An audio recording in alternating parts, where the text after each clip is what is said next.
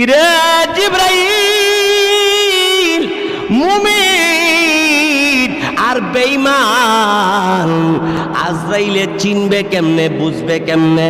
এমনি জিবরাইল ডাক দিয়ে বললেন, ওগো নবীজি, হায়াত নামক পাতাটা যখন আজরাইলের সামনে পড়ে, আজরাইলের নামের ঠিকানা তালিকার মধ্যে কাইটা দে।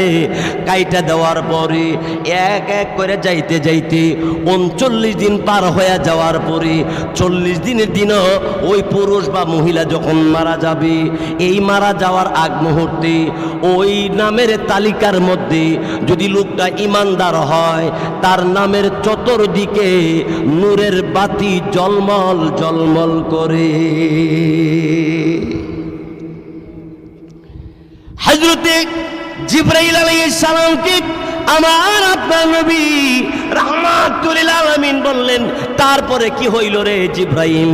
জিবরাইল তখন ডাক দিয়ে বললেন, নবী গো,